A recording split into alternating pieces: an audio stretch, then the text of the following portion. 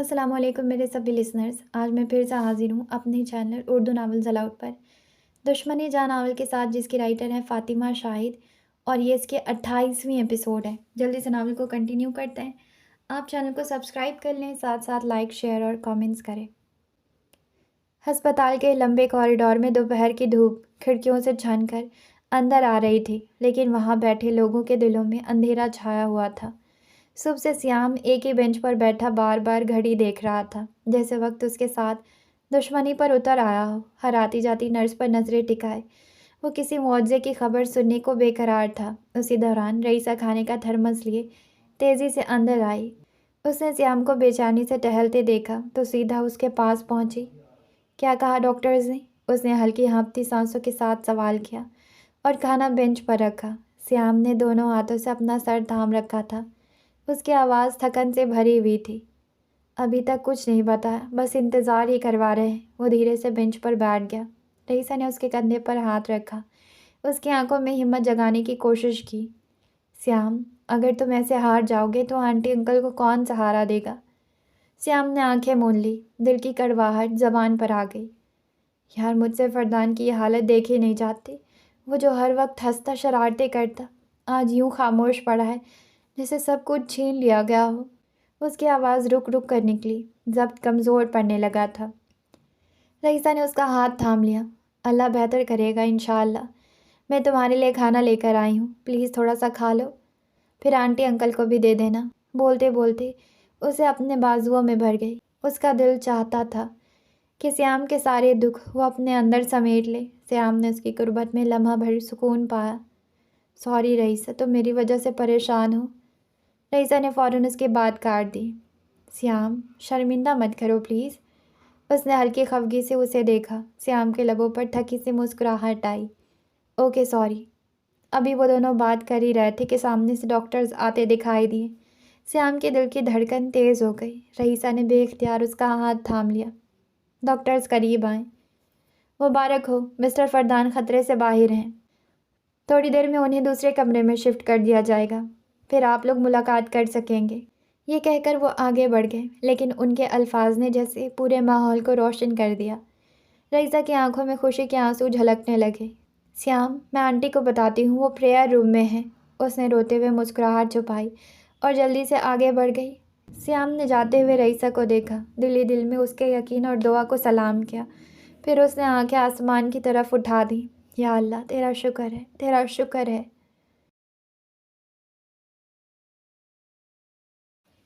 Green وچ کی رات گہری ہو چکی تھی۔ گھڑی 11 بجا رہی تھی۔ ہوا ٹھنڈی اور خاموش تھی۔ پارک کی لائٹس مدھم سی روشنی پھیلا رہی تھی اور خالی بینچوں پر خاموشی کا قبضہ تھا۔ ایک کونے میں شہسوار اکیلا بیٹھا تھا۔ اس نے سگریٹ سلگایا اور دھواں آسمان کی طرف اڑانے لگا۔ یہ وہی شخص تھا جو ہمیشہ دوسروں کو سگریٹ سے دور رہنے کا کہتا تھا، لیکن آج اپنا غم ہلکا کرنے کے لیے وہی ممنوعہ سہارا اس کے ہاتھ میں تھا۔ اس کی نظریں زمین پر جمی تھی، لیکن ذہن میں صرف ایک ہی منظر گونج رہا تھا، فاطمہ کا سخت لہجہ، اس کی آنکھوں سے بہتے آنسو، اور وہ لفظ جو کسی تلوار سے کم نہ تھے۔ لعنت ہے تم پر، تمہاری محبت پر۔ شہسوار نے ایک اور کش لگایا۔ سگریٹ کے دھوئیں کے ساتھ اس کی سانسیں بوجھل ہو گئی۔ تبھی فون کی بیل نے سکوت توڑا۔ اسکرین پر سمن کا نمبر جگمگا رہا تھا۔ ہیلو، اس نے دھواں باہر چھوڑتے ہوئے کہا۔ ہیلو، تم سگریٹ پی رہے ہو نا؟ سمن نے فوراً پہچان لیا۔ ہاں۔ اس نے ایک اور کش لگایا۔ کیوں؟ اب تو بیوی بھی ہے تمہاری، پھر یہ عادت کیوں؟ سمن نے ہنستے ہوئے کہا، مگر آواز میں تشویش چھپی تھی۔ تم بتاؤ، کیوں کال کی ہے؟ کوئی خاص کام تھا؟ شہسوار نے سرد لہجے میں جواب دیا۔ سمن نے محسوس کیا کچھ گڑبڑ ہے۔ کچھ ہوا ہے؟ نہیں، اس نے جھوٹ بولا۔ شہسوار، جھوٹ مت بولو، تمہاری آواز بتا رہی ہے کوئی جھگڑا ہوا ہے تمہارے اور فاطمہ کے بیچ۔ شہسوار نے آنکھیں بند کر لی، جیسے وہ لمحہ یاد آ گیا ہو جب فاطمہ نے اس پر بددعائیں برسائی۔ ہاں، بس چھوٹا سا جھگڑا ہوا ہے، اس نے آدھا سچ کہہ دیا۔ کہاں ہو اس وقت؟ پارک۔ غلطی کس کی تھی؟ شہسوار کے لبوں پر کڑوا سا تبسم آیا۔ قسمت کی۔ دونوں طرف لمحوں کے لیے خاموشی چھا گئی۔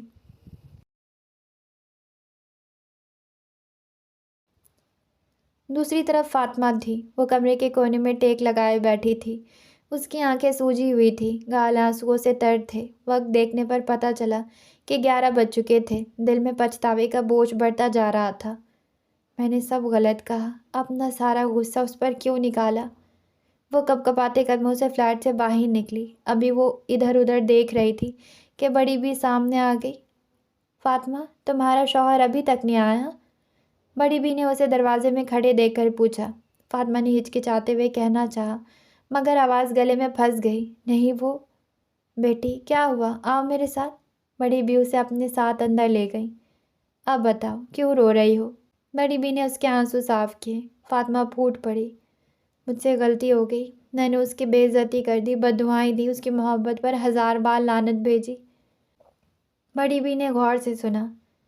تمہیں اب اس کے لیے برا لگ رہا ہے؟ فاطمہ نے نظریں چرا لیں۔ نہیں۔ تو پھر رو کیوں رہی ہو؟ بڑی بھی نے اس کا چہرہ اوپر کیا۔ فاطمہ کی آواز لرزی۔ مجھے اپنی ماما کی یاد آ رہی ہے اور سارا غصہ اس پر نکال دیا، پتہ نہیں کہاں چلا گیا ہے۔ بڑی بھی مسکرا دی۔ باہر پارک میں بیٹھا ہے۔ فاطمہ چونکی۔ آپ کو کیسے پتہ؟ بچوں کو لینے گئی تھی، تب دیکھا۔ کھڑکی سے دیکھ لو۔ فاطمہ لمحے بھر میں کھڑکی تک پہنچی۔ نیچے دھندلی روشنی میں شہسوار سگریٹ کے دھوئیں میں لپٹا بیٹھا تھا۔ اس لمحے اس نے اوپر دیکھا، دونوں کی نظریں ملی، مگر شہسوار فوراً نگاہیں چرا گیا۔ فون پر سمن نے چونک کر پوچھا، کیا ہوا؟ اچانک خاموش کیوں ہو گئے؟ فاطمہ کھڑکی پر آئی تھی۔ شہسوار نے مدھم سے لہجے میں کہا۔ سمن مسکرائی۔ دیکھا، میں نے کہا تھا اگر اسے تمہاری فکر ہے تو کھڑکی پہ ضرور آئے گی۔ شہسوار کے لہجے میں تلخی در آئی۔ بکواس بند کرو سمن، وہ واپس جا چکی ہے۔ فاطمہ، جو اس کی نظر سے بچ کر واپس آئی تھی، کمرے میں گھس گئی، آنکھیں مزید نم ہو گئی۔ بڑی بھی اس کے پیچھے آئی۔ جاؤ منا لو اسے۔ ایسا شوہر جو تمہارے نخرے برداشت کرے، اسے ناراض کرنا کفران نعمت ہے۔ اگر وہ نہ مانا تو؟ فاطمہ نے ڈرتے ہوئے کہا۔ مان جائے گا، مجھے یقین ہے، بڑی بھی نے حوصلہ دیا۔ اگر اس نے غصے میں آ کر مجھے مارا پھر؟ فاطمہ کی آواز لرز گئی۔ جس نے تمہیں اکیلے میں نہیں مارا وہ سب کے سامنے کیوں مارے گا؟ بڑی بھی نے پیار سے کہا۔ پہلے شوہر نے کبھی مارا تھا؟ بڑی بھی کے سوال پر وہ گڑبڑا گئی۔ اس کے ذہن میں فارم ہاؤس والا تھپڑ یاد آیا۔ پھر شہسوار کا خیال آیا۔ شہسوار نے کبھی مارا ہے؟ انہوں نے پھر سوال کیا۔ اس نے کبھی سختی سے نہیں چھوا۔ آپ مارنے کی بات کرتی ہیں؟ بڑی بھی اس کے چہرے کی لالی دیکھ کر ہنس پڑی۔ اگر وہ نرم چل رہا ہے تو تم بھی سختی نہ دکھاؤ۔ یہ اصل مرد کی نشانی ہے کہ وہ عورت کی کڑوی باتیں سہ جائے۔ فاطمہ مزید شرمندہ ہو گئی۔ میں سچ میں جاؤں؟ ہاں، اور تیار ہو کر جانا۔ رات کے اس وقت؟ ہاں، کوئی مشرقی لباس پہن لینا، کاجل بھی لگانا۔ بڑی بھی اٹھ کھڑی ہوئی۔ چلو میں چلتی ہوں، تم جاؤ، تیار ہو۔ فاطمہ مرے مرے قدموں سے کمرے میں گئی۔ اس نے بلیک شلوار قمیض نکالی، واش روم میں جا کر چہرہ دھویا، بالوں کو سکھا کر ڈھیلا سا جوڑا بنایا، آئینے میں آنکھوں میں کاجل کی لکیر کھینچی، ناک میں نوز رنگ سجایا جو عرصے سے نہیں پہنی تھی۔ خود کو آئینے میں دیکھا تو بے ساختہ اس کے گال گلابی ہو گئے۔ دوپٹہ شانوں پہ ڈالا، پیروں میں بلیک سینڈل پہنے اور اوڑھنی اپنے گرد لپیٹی۔ لندن کے آزاد ماحول میں وہ آج مکمل مشرقی روپ میں تھی۔ شام کے 7 بج رہے تھے۔ پنڈی کی جون کی تپتی ہوئی گرمی میں بجلی کا جانا کسی عذاب سے کم نہ تھا۔ صحن کی فضا میں بھٹی کی طرح دہک رہے تھے۔ مرحا کے ماتھے پر پسینے کے قطرے موتیوں کی طرح چمکنے لگے۔ گرمی سے بیزار ہو کر وہ چھت پر جانے لگی کہ شاید وہاں ہوا کا کوئی جھونکا نصیب ہو جائے۔ سنو، کہاں جا رہی ہو؟ رمشا کی آواز نے اسے روک دیا۔ چھت پر، مرحا نے مختصر جواب دیا اور قدم بڑھانے ہی والی تھی کہ رمشا پھر بولی، ذرا میرے لیے 1 کپ چائے بنا دینا، سر پھٹ رہا ہے، اور ہاں، اوپر ہی لے آنا، امی ابو بھی وہیں ہیں۔ یہ کہہ کر رمشا سکون سے سیڑھیاں چڑھ گئی اور پیچھے مرحا کا منہ اتر گیا۔ بھلا نئی نویلی دلہن کو کوئی کچن میں بھیجتا ہے کیا؟ وہ بھی اتنی گرمی میں؟ وہ دودھ ساس پین میں ڈالتی ہوئی خود سے باتیں کرنے لگی۔ اتنی پیاری بھابھی ملی ہے، قدر کرنی چاہیے، لیکن نہیں، اٹھا کر کچن میں بھیج دیا۔ पीछे खड़े इस्माइल ने ये सब सुना तो मुस्कुरा उठा। उसकी नज़रें शरारत से चमक उठी। किसने ये जुर्म किया, मेरी नई नवेली दुल्हन को किचन में भेजने का? उसने आगे बढ़कर चीनी का डब्बा मरहा के हाथ से लिया। तुम्हारी आप ही ने किया ये जुर्म? मरहा ने मुंह बनाया। जुर्म तो बड़ा है, आप बताओ सज़ा क्या दें? इस्माइल ने शोखी से कहा और पत्ती खुद डालने लगा। मरहा ने अपनी मेहंदी भरी हथेलियाँ उसके सामने फैला दी। देखो, अभी हाथों की मेहंदी भी नहीं उतरी और किचन में झोंक दिया। इस्माइल ने मुस्कुराते हुए उसके हाथ थाम लिए। तो फिर क्या किया जाए? आधा काम तुम करो, आधा मैं। मरहा अपने दुपट्टे के पल्लों से उसके माथे का पसीना साफ करते हुए लाड से बोली। अच्छा जी, और मेरे हिस्से का आधा काम क्या होगा? इस्माइल उसकी नीयत भांप गया। चाय तुम बनाओ, कप में मैं डाल दूंगी। मरहा ने हंसते हुए कहा। जी नहीं, ऐसा कुछ नहीं होने वाला। इस्माइल ने उसको चूल्हे के पास कर दिया। प्लीज़ ना, बना दो। मरहा उसके करीब आ गई। आवाज़ में वो नखरा था। इस्माइल ने हार मान ली। क्या याद करोगी, बना देता हूँ। वो चाय फेंटने लगा और मरहा शरारत से पास ही स्लैब पर बैठ गई। चाय के बदले में मुझे क्या मिलेगा? इस्माइल ने उसके गाल पर चुटकी काटी। मरहा ने फ़ौरन मुंह बनाया। रिश्वत लेने और देने वाले दोनों जहन्नुम में जाते हैं। इस्माइल ने हंसते हुए उसका नाक खींचा। वाह, 12वीं फेल बीवी को इतनी मालूमात कहाँ से आ गई? 16 जमातें पास है मेरा शौहर, उसी ने बताया था। मरहा ने उसके बाल दुरुस्त किए। इस्माइल लम्हा भर के लिए उसकी बातों में खो गया। तुम्हें मेरी बातें इतनी याद कैसे रहती हैं? मरहा ने सादगी से जवाब दिया। जिनसे मोहब्बत हो उनकी बातें कभी नहीं भूलती। इस्माइल कप रख कर उसकी तरफ पलटा। यही बातें तो मुझे तुम्हारा मुरीद बना देंगी। इतने में किचन के दरवाजे पर रिमशा आ खड़ी हुई, आंखों में जलन, लबों पर मुस्कुराहट का जहर। बीवी मुरीद बन गए हो, पीछे क्या रह गया है? इस्माइल हड़बड़ा गया और मरहा से कदरे फासले पर हो गया। तुमने अपने घर कब जाना है? इस्माइल ने सीधे होते हुए जवाब दिया। यह मेरे अम्मी अबू का घर है, जब तक दिल चाहेगा रहूँगी। रिमशा मज़ीद भड़की। इस्माइल ने बात को हल्का करने के लिए छेड़ा। अरे मैंने कब कहा मेरा है, लेकिन इतनी कड़वी बातें क्यों करती हो? मैं तुम्हारी बात का जवाब देना ज़रूरी नहीं समझती। चाय लेने आई थी, जा रही हूँ लेकर। रिमशा कप उठाकर तेज़ कदमों से बाहर निकल गई। पीछे मरहा ने अपने शौहर को घूरा। इस्माइल, तुम्हें रिमशा आपी अच्छी नहीं लगती क्या? इस्माइल ने उसके सर पर हल्की सी चपत लगाई। नई नवेली दुल्हन, दिमाग पर जोर मत डालो। बहन है वो मेरी, कैसे अच्छी नहीं लगेगी? फिर तंग क्यों करते हो उनको? मरहा ने खफगी से कहा। यार वो नाराज़ है इसलिए ऐसे बातें करती है। इस्माइल उसको अपने हिसार में लिए किचन से निकल गया। वो क्यों नाराज़ है तुमसे? मरहा सहन में बिछी चारपाई पर बैठ गई। वो चाहती थी उसकी नंद की शादी मुझसे हो, मैंने इनकार कर दिया, तब से नाराज़ है। तो फिर कर लेते, मरहा ने शरारत से कहा। इस्माइल उसके कान के करीब झुका। मुझे चुड़ैल बीवी चाहिए थी, इसीलिए इनकार कर दिया। मरहा उसकी बात पर हंस पड़ी। सहन में हवा के हल्के झोंके चलने लगे और लम्हा भर को मौसम भी मेहरबान सा हो गया। हॉस्पिटल के कमरे में हल्की पीली रोशनी जल रही थी। सफ़ेद दीवारों पर मध्यम साए लरज़ रहे थे। मशीनों की बीप बीप और ड्रिप की टिप टिप एक अजीब खामोशी में अपनी मौजूदगी का एहसास दिला रही थी। फरदान सफ़ेद चादर में ढका हल्की सी जुम्बिश के साथ बेड पर लेटा था। उसकी आंखें आधी मूंदी हुई थी, सांस बेरब्त सी चल रही थी। दरवाज़ा आहिस्तगी से खुला और श्याम कमरे में दाखिल हुआ। उसकी नज़रें सीधी अपने भाई पर जा ठहरी। कितनी मुश्किलों से उसने रईसा को हफ्सा बेगम के साथ घर भेजा था ताकि फरदान को सुकून मिल सके। अब कमरे में सिर्फ वो और इमरोज़ साहब थे।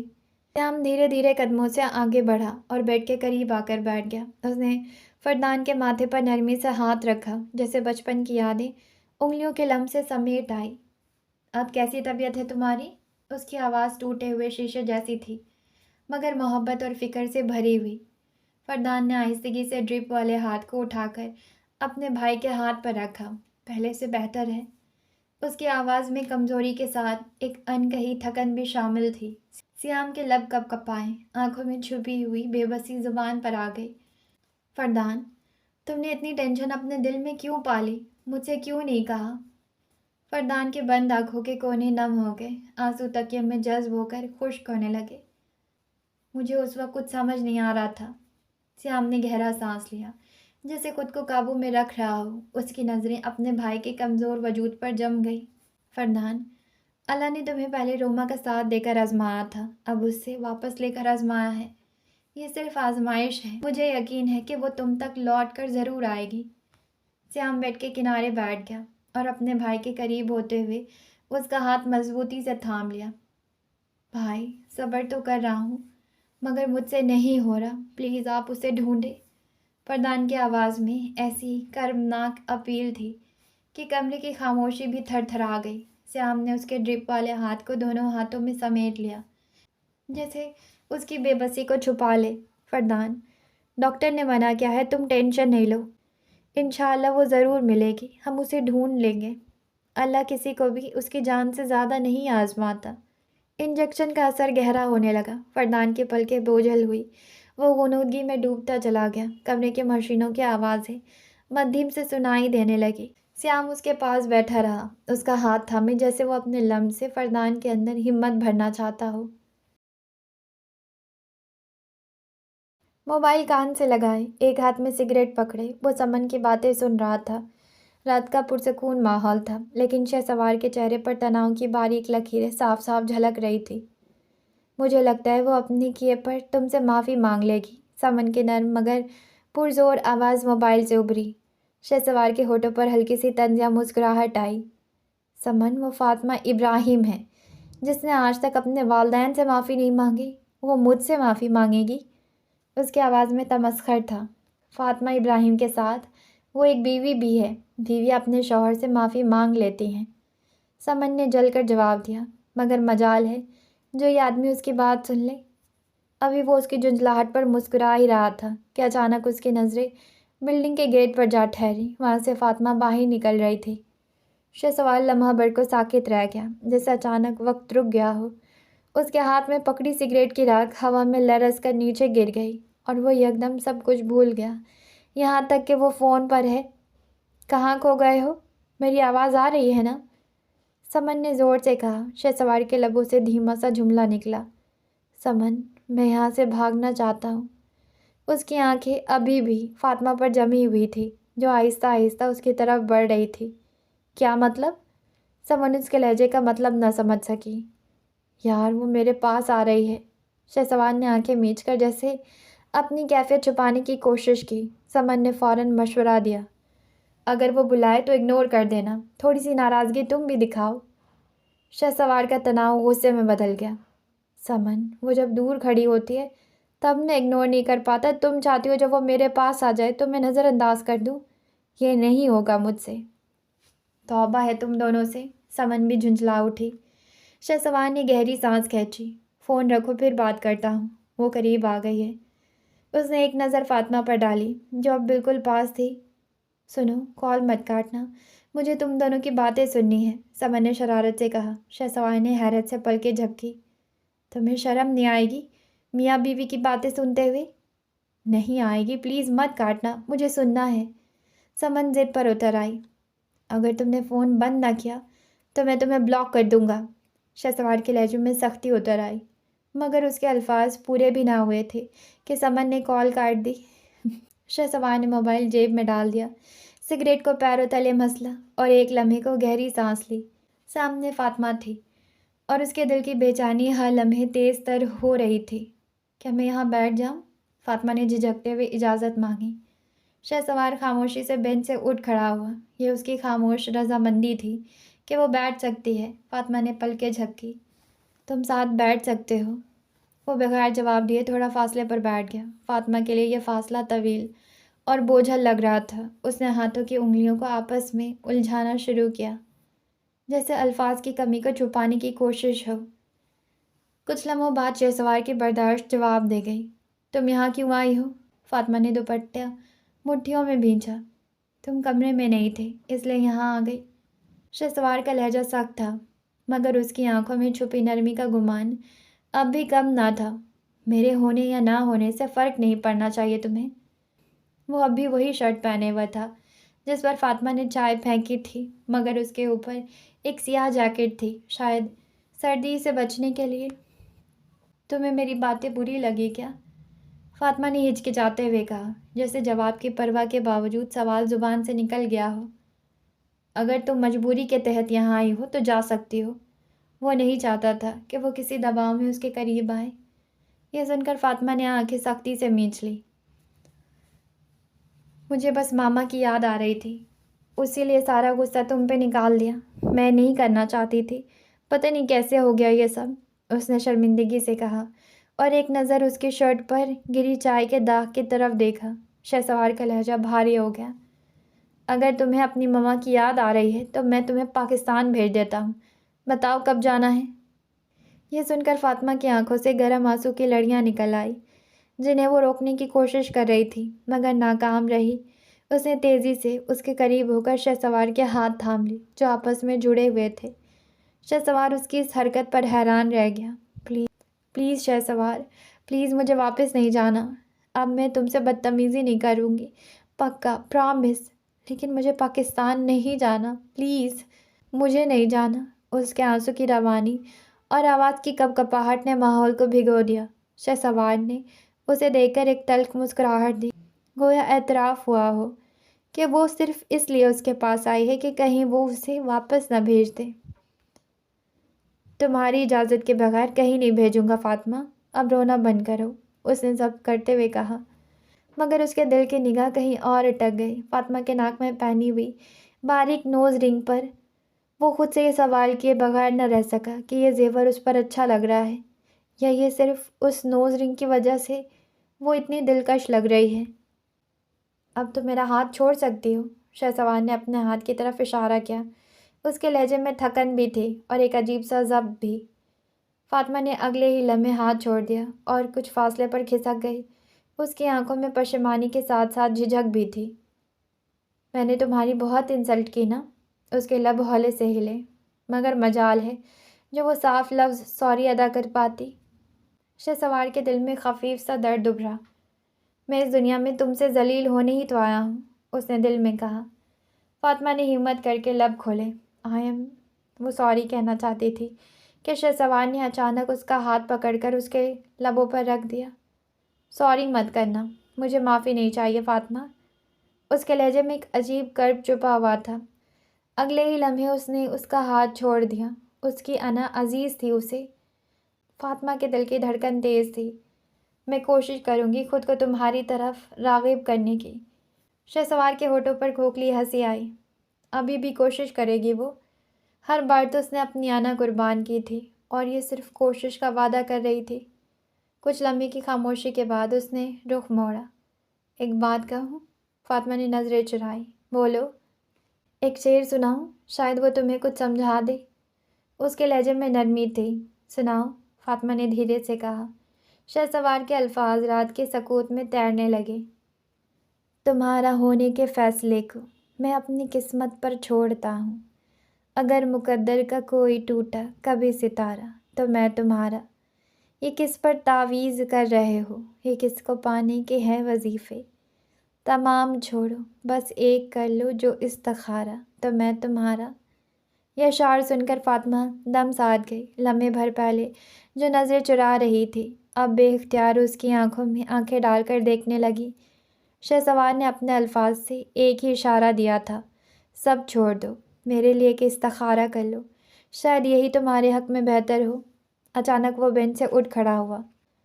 میں اس سے زیادہ تمہیں اس حلیے میں یہاں بیٹھنے کی اجازت نہیں دے سکتا، جاؤ کمرے میں۔ لوگوں کی نظریں وہ اس پر دیکھ چکا تھا۔ اچانک اس نے اپنی حالت پر غور کیا تو بے ساختہ وہ ادھر ادھر دیکھنے لگی۔ فاطمہ کے گال گلابی اور آنکھیں اور بھی گہری سرخ ہو گئیں۔ سیاہ شلوار قمیض میں وہ واقعی حسن کی انتہا پر لگ رہی تھی، گویا حوروں کو مات دے گئی ہو۔ تم نہیں چلو گے؟ اس نے بے ساختہ کہا۔ شہسوار نے نظریں چرائی اور واپس بیٹھ گیا۔ میرا نہیں خیال ہے کہ تمہیں میری ضرورت ہے۔ فاطمہ نے بہانہ بنایا، مجھے بھوک لگی ہے، کچن میں کھانا رکھا ہے، کھا لو، جیسے قسم کھا لی ہو کہ کمرے میں ساتھ نہیں جانا۔ فاطمہ نے اس کی طرف دیکھا۔ مجھے پاستہ کھانا ہے۔ یہ سن کر شہسوار بے اختیار اس کی طرف دیکھ بیٹھا۔ اس کے لب ہلنے کے باوجود وہ خود کو دیکھنے سے روک نہ سکا۔ اس کے رخسار پر بکھرا اداس حسن، دو آوارہ لٹیں جو بار بار اس کے چہرے کو چھو رہی تھی، ناک میں چمکتی نوز رنگ جو اس کے حسن کو اور جلا دے رہی تھی، اور وہ ہاتھ جو اب بھی بے چینی سے انگلیوں کو مروڑ رہے تھے۔ شہسوار کا دل بے ساختہ چیخ اٹھا۔ اس کی طرف مت دیکھو شہسوار، جان لے لے گی تمہاری۔ سچ میں بھوک لگی ہے؟ اس نے تصدیق چاہی۔ شہسوار کو لگا شاید وہ انکار کر دے گی۔ ہاں سچ میں لگی ہے۔ وہ اب بھی انگلیوں کو مروڑ رہی تھی۔ شہسوار کے لبوں سے نیم طنزیہ نرم جملہ نکلا، انگلیاں مت توڑ لینا، ابھی ضرورت ہے ان کی تمہیں، اگر یہ ٹوٹ گئی تو چائے کیسے پھینکو گے مجھ پر؟ فاطمہ کے لبوں پر ایک مدھم سے مسکراہٹ ابھری جسے اس نے فوراً چھپا لیا۔ آؤ چلیں۔ شہسوار نے آخرکار ہار مانی اور قدم آگے بڑھائے۔ اس عورت کے آگے وہ 1000 بار ہار سکتا تھا۔ فاطمہ اس کے پیچھے چلنے لگی۔ جانے کیوں اس کے پیچھے چلنا اس کو اچھا لگ رہا تھا۔